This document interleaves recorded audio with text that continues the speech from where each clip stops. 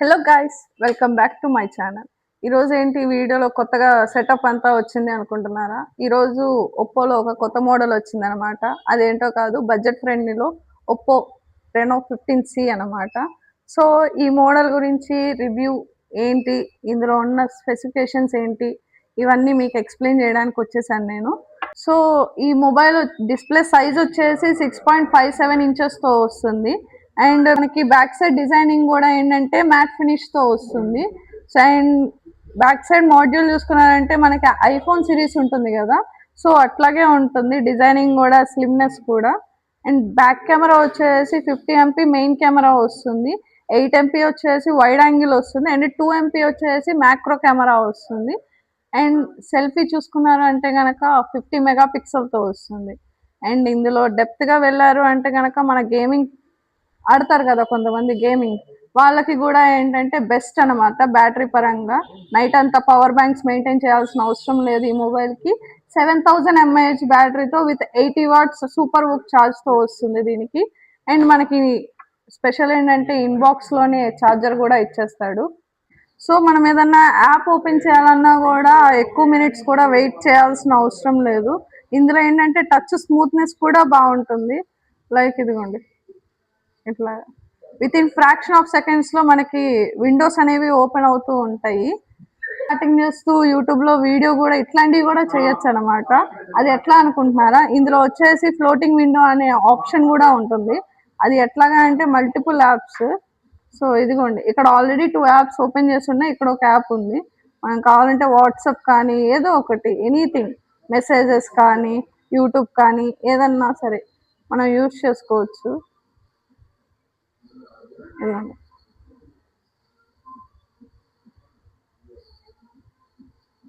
కనబడుతుందా?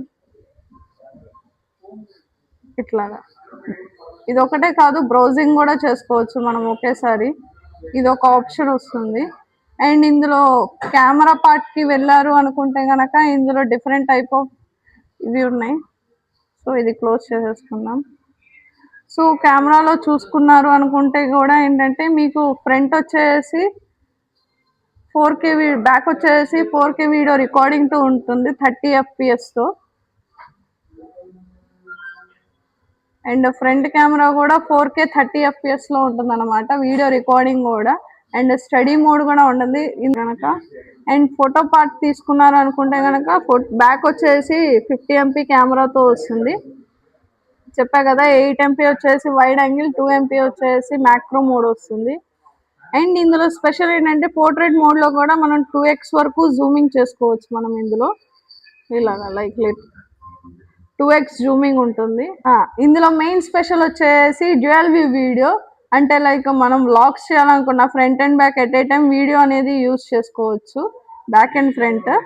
సో ఇట్లాగా అది కూడా మనం స్విచ్ చేసుకోవచ్చు మనకు నచ్చిన విధంగా.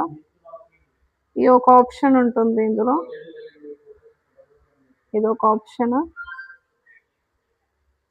అండ్ ఈ మొబైల్ వచ్చేసి టోటల్ వాటర్ ప్రూఫ్తో వస్తుంది, IP68 అండ్ 69తో వస్తుంది మనకి. లైక్ అండర్ వాటర్లో కూడా మనం ఫొటోస్ వీడియోస్ కూడా తీసుకోవచ్చు ఇందులో.